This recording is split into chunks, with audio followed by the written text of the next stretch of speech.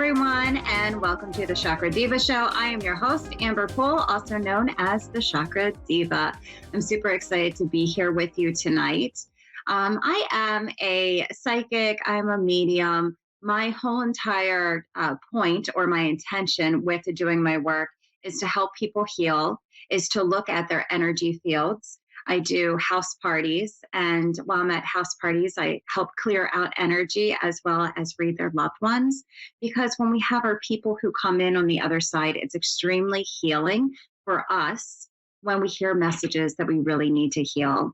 So everything that I do in my work is revolved around healing. And there's usually what happens, and any psychic will notice this or say this, there's always themes that come up around your work. So 1 month you might be working on people who have lost all fathers, or maybe it's one relationships, or maybe the work evolves around empowerment, or it's about jobs. But you notice a theme with all of these people that come to see you. And I always laugh because it teaches me about myself more than anything. And every time I do this work to help heal other people, they're always helping me heal as well. So lately, the theme that I've been working with and for other people, it's kind of like a universal pool, right? You go in and you have a house party that I'm going to be reading at, and all of a sudden, I'm looking at everyone who is an empath. And we're going to talk about empowering empaths today, because I know that energy so well, right? I used to own that energy so well. And I'm also working on that too. So all of these themes that always follow me, or whatever comes up with my clients, I always have to learn for myself and teach myself and grow. Because if I'm not growing, right, then what's the purpose of doing anything? You always want to have opportunity to grow. So I'm at this party and I realize that this woman has anxiety, and she's also an empath. And I remember when I first started into my gifts and my abilities again, and my husband and I would sit down. I just had 2 kids. They're, under the age of 2, they're a year apart. And we went to a restaurant. And as we sit down, I could feel so much energy around me. And it was very chaotic, and it was very confusing. And I didn't understand how I was feeling, but I just all of a sudden felt overwhelmed. And my anxiety started to kick up. And I looked at my husband and I said, look, I can't sit here. I can't eat. I don't know what's going on. I have to go. And I literally left the restaurant because it was so overwhelming for me. So when I was at this party the other night and I was looking at this woman who has anxiety and she's also an empath, I felt like I was looking at myself all over again. And then it made me realize, you know what, I still have work to do. I still have areas within myself that I need to grow. So I wanted to dedicate this episode to empaths and empowering empaths, and some tips and tricks that you can do to really settle into yourself and just learn how to say no, and standing up for yourself and seeing what these energies around you are. So what's an empath? Let's back up. An empath is a person that loves to give, right? They're very compassionate people, and they can also feel energy around them. So sometimes they feel other people's energy and they will take it on as their own processes, but they're usually givers. Givers to the point where they're not really receiving as much as they're giving. They're giving so much out of themselves that they probably feel burnt. And many empaths are people pleasers.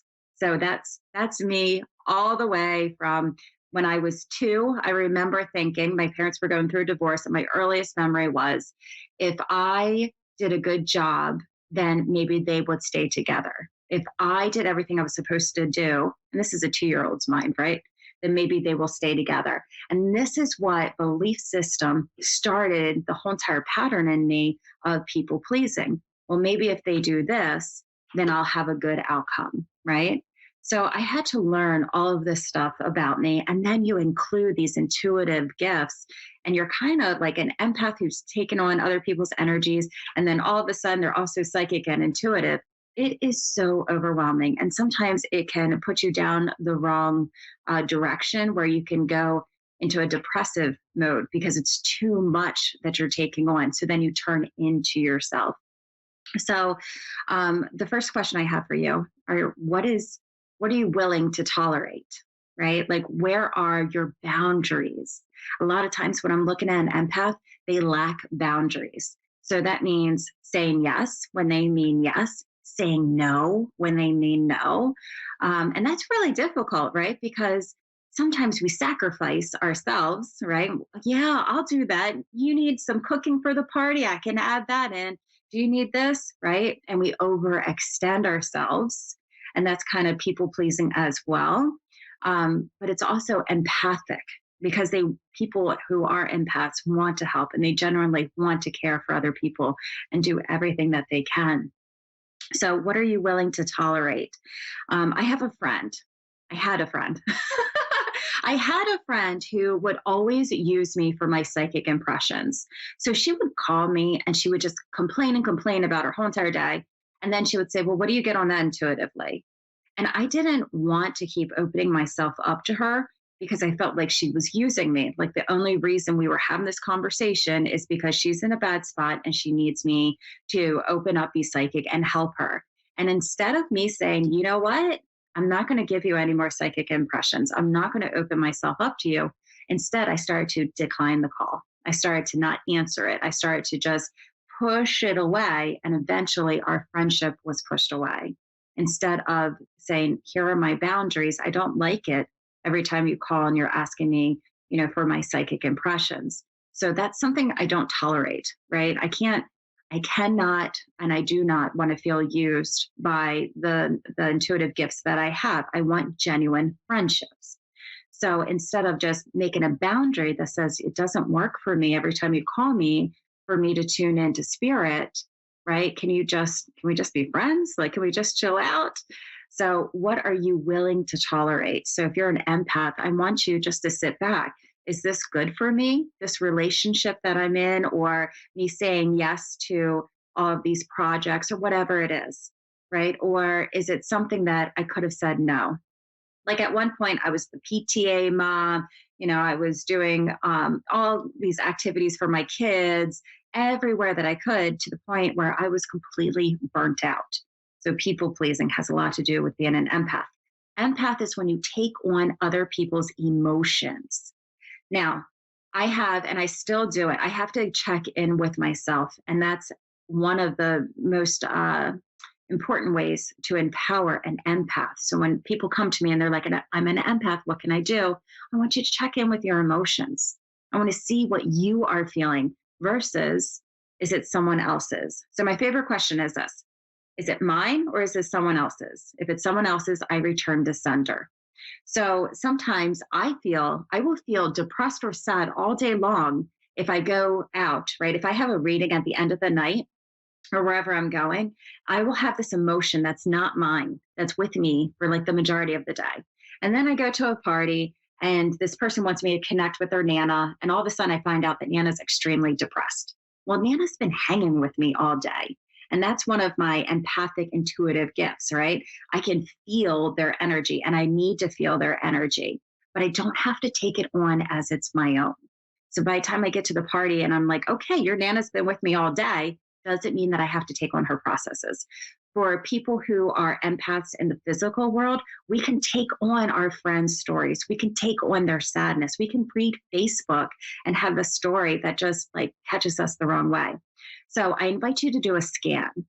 If you are thinking about something all day long, like I had a friend share a story with me, and if it stays with me, all right, and she was just sharing with me something that she went through a while ago, but she had a really hard time with it.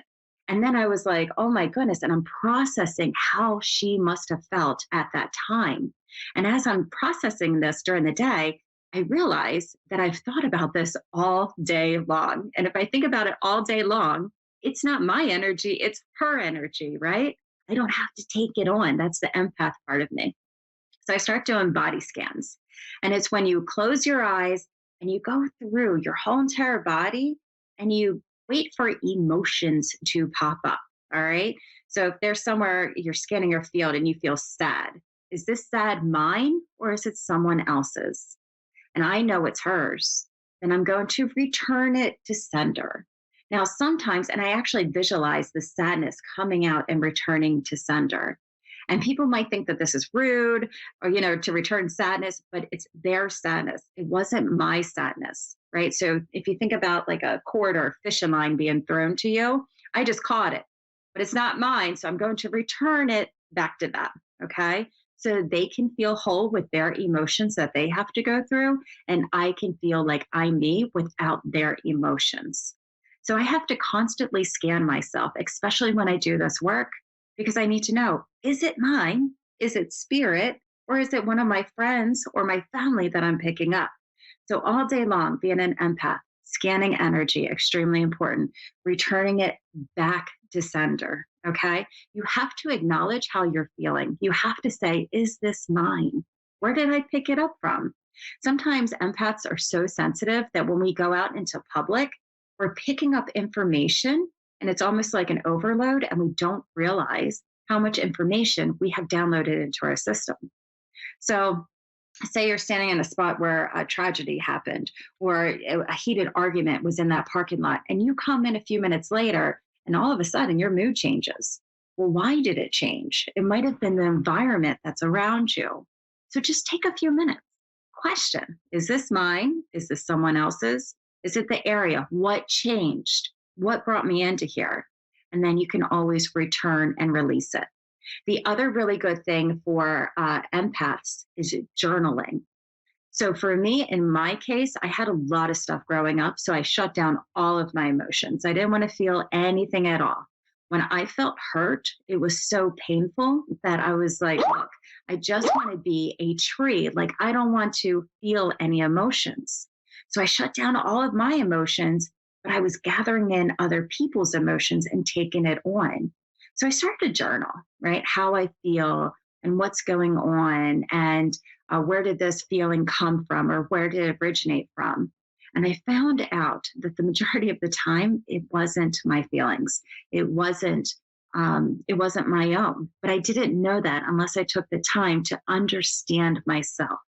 So if you are feeling empathic, I want you to get out a journal. I want you to start writing all of your feelings, your emotions. So scan your body every single day. You're looking for emotions in your field that you are like, where did that come from? I want you to journal.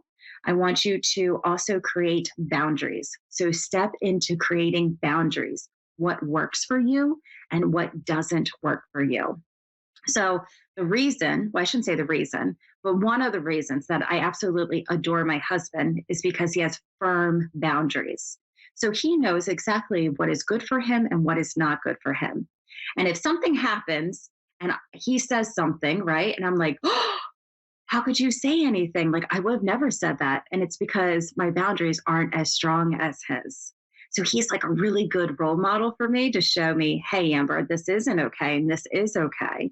So have somebody that you know has really good boundaries, fair boundaries, not, overextended created boundaries, but really good boundaries, and see how they perform, see what they're doing, right? And why are you drawn to them? They're kind of mirroring for you what you need to step into. Okay. So again, always these areas of growth are for us. And having healthy boundaries is really, really important, especially for empaths. If I'm looking at an energy field and I'm in the solar plexus and there's like not a strong outline around it, then I know that this person has weak boundaries. So if you are empathic, if you have anxiety, if you're like, Amber, I don't know what to do with it, start with the scan, start journaling, and start with healthy boundaries. I just want to say really fast, Tiger's Eye is my favorite stone for empaths because it's grounding. We have to ground out our energies, and it's all about creating goals and balance and working with steps. So if you have Tiger's Eye and you feel like you're an empath, that stone will help empower you. All right. I would like to welcome to the phone line Miss Elizabeth. How are you today? Hi, I'm fine. How's yourself? I am doing wonderful. Thank you so much for joining me on this Thursday night. Are you from England? Did I just read that? Yeah, I'm from England. Oh, so wonderful. I'm so excited to have you here. Yeah, one, two, Thank three, four, you. 6, 7. If you don't mind, I'm going to take a look through your chakras and I'm going to pull out 3 cards and then you can ask me whatever you want to ask me. Does that sound Okay, good? thank you. Okay, wonderful. So I want to see the energy around you. See what's going on. The first card that comes out is playground. And playground means that this is your world for creation and for manifestation. So the energy around you right now is kind of like, what is your next steps? What are you going to do? How do you want to create them? You have a male Yeah. energy coming through. Do you have a brother? No. I've got a brother-in-law, but not a brother. On the other side? No, not yet, I don't think. He is ill. Not a problem at all. 1 and 2, you're I haven't channel. got a brother at all. That's all right. You have a very predominant male that is stepping through before I can even get to your reading. And that's why I was trying to see. Is it my dad that's on the but- other side?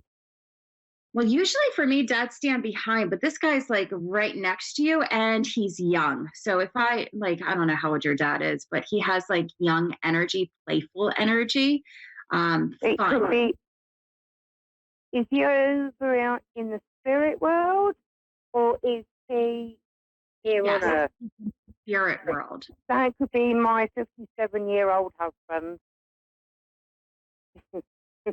He acts like a 70-year-old. Did you just say 7 years? I didn't hear. I didn't hear the word My you said before. husband is 57. Okay, he's on the other side. No, he isn't. It's only my dad that's on the other side. Only your dad on the other side. What I have, so the person before I even connected in with you, they're like young in spirit. I'm seeing an older man. I would say, oh my goodness, I suck at ages. Oh, he's not like old. Like I wouldn't say 80s or 90s, right? But Yeah, he his was. He was 89 when he died. it's the personality that I'm seeing that's coming through first. Like I Yeah, get he's got a very. fine. He wasn't. He didn't act 89 at all. So Okay. you are right. This guy is like a fun personality that comes in. February is an important date around him. Oh, I don't know. So that would be birthdays, that would be death days, that would be anniversaries, February around him. Yeah, not with my dad. Okay. Then I'm going to set him over to the side for a second. Usually when I do a reading, they talk to me. I'm looking at him, like I'm asking him a bunch of questions there. He has on, I can even tell you what he has on, is this white, um, like a white t-shirt, and I'm going to do slacks is how he comes through. But he's fun, like he would be mustache. He doesn't feel like, and that's why I was asking you at the beginning, like he doesn't feel like he's definitely, I would have said dad to you. I would have said grandfather to you. I almost feel he comes to the left side of you. It could be my dad, my granddad. I never met him. Which makes me feel like when somebody comes to the left side of me, it's more like it's going to be a brother or it's going to be like a family. Usually fathers for me stand behind you and not over to the left of you. But that's what I'm getting with him. I want to tell you what your cards say really quick. I get playground. So it's going to be like a playground field around you. Like life is fun, manifesting playground kind of energy. The thing to work is mental chatter. So it's kind of like watching the words that you say, watching the thoughts that come through to make sure that it doesn't affect you, right? It doesn't like pull you down. And then also the advice is to visualize. So all 3 of these cards are through your third eye. So you're working on your third eye chakra. And I keep getting to open up your heart. Visualization has to do with your heart chakra, opening up the heart chakra. Yeah, it has. The only question I have, will my husband and I rekindle our marriage? Okay. I can tell you the thing that's standing in your way is that mental chatter, right? I'm going to pull out another card for you It's distant. It's distant. around it. All right. Give me the forecasted. Okay. And one to also back that up. So the card that popped out for me is a man who is not looking in your direction, which I know that's difficult to hear, but almost looking out on the horizon at other things, is the best way to say that, other potentials that are going on. And when they went into the end card, so what happens in relationships and what happens with cards, it's always a projected future. You can change at any time, right? Your thoughts, you can also change the direction of it. Nothing is set in stone ever when it comes to readings. But yeah, the energy that I see him in the cards that just came out, he's like not looking in your direction. He's looking a different way at other prospects. So whatever other prospects may mean to him, as in new life, new beginnings. But it's interesting because his thought process is very immature. So it's not something that's very thought out. It's kind of like, well, the grass is greener on the other side, so I'm just going to jump. And at the same time, you're like, well, did you really think that through? So as of right now, I don't see him in this position that he is looking towards you to rekindle or do something. I almost feel like I'm distracted about something else going on in my life, and I'm looking outside of my life, assuming that things are going to be better, but that's not necessarily always the case. Right, okay. Don't you ever just want to like smack and be like, hey, get it together? Sorry? Oh, I said, don't you ever just like, Will we be together in the end? In the end? So let's do one. Let's pick out a card from a year from now. Does that sound fair? Yeah, that's the deal. One more. Woo, woo.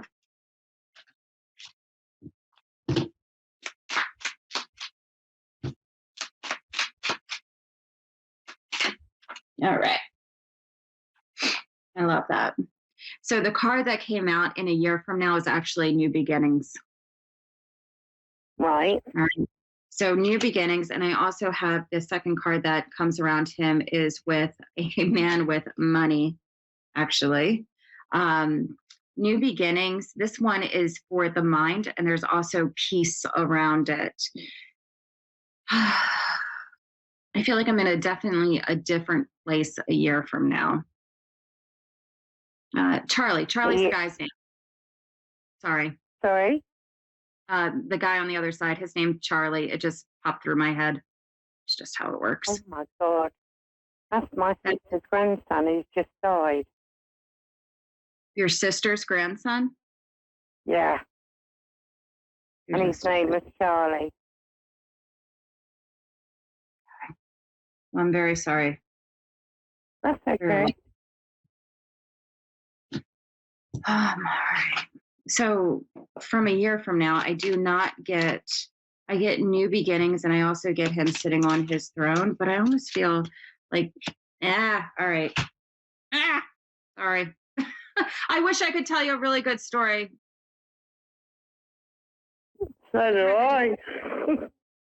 Oh, I'm so sorry. But nothing is ever set in stone. I always talk about when I was 17 and I went to the psychic and she pulled out the cards and she's like, you know what, you and your boyfriend are going to end. And I like literally left the building and I broke up with my boyfriend and we were broken up for a week and we've been married for 20 years now. So even though your cards that are coming out are not fantastic for rekindling at this moment, doesn't mean that they can't change. Doesn't mean that they won't shift. Okay. I'm very sorry. I understand that. Yeah. Because he is probably looking out and see at the moment. I almost feel like he thinks that things are better somewhere else. And it's kind of like, how people go to get a new job because they assume that they're going to get more money or, like it's going to be this great title. And then they get into it and it's the most stressful job that they've ever had. And that It, is exactly what's happened to him. it feels That, like, that's exactly what happened to him. And he's very depressed where he is. He, and he's looking out at sea. So his back will be out to sea. Because he's in Portsmouth in the UK as well. So yeah, he's very busy at the moment. So his back would be turned out on me. yes, it doesn't seem like it's in alignment right now at this moment. Doesn't mean that things are always panned out and that that's the way it's going to be. Things can change. Okay. So don't leave with this reading going, oh my goodness, we're going to break up next year, because things can always change. Energies can always change. So what you can do for yourself, right? Your challenge is the mental chatter.